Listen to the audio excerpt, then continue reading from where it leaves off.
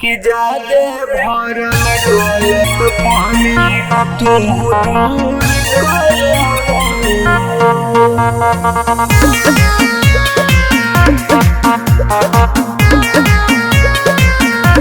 अकेले आजा या झुंड में आजा, सबके बाजे ना बाजा, जब इस सन के ला भोजपुरिया राजा। सुनो ए बाबू कहिए गो बात, ऐसे न तुम देखो औकात। सुनो ए बाबू कहिए गो बात, ऐसे न तुम देखो औकात।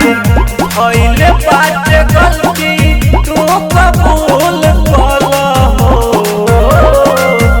पहले बार गलती तो कबूल कलहो।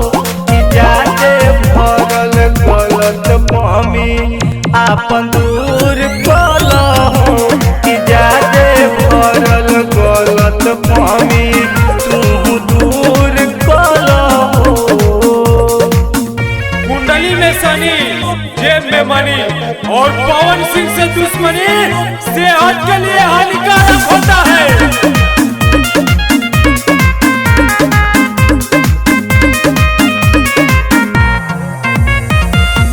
बात कैसे कैलो बाबू सीखे सिखावे के, मिले जहिया 10 रुपया झलिया बजावे के।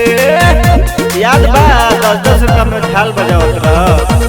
बात कैसे कैलो बाबू सीखे सिखावे के, मिले जहिया 10 रुपया झलिया बजावे के।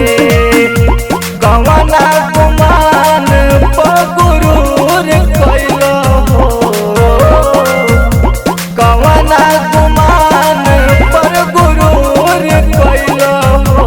कि जादे भरल गलत पामी उहो दूर कलो हो, कि जादे भरल गलत पामी आपन दूर कलो हो। कभी कुत्ते शेर का शिकार नहीं करते, रही बात आकर की तो अगर इतना ही कि चाप में पड़ जाए तो अभी चल जाए।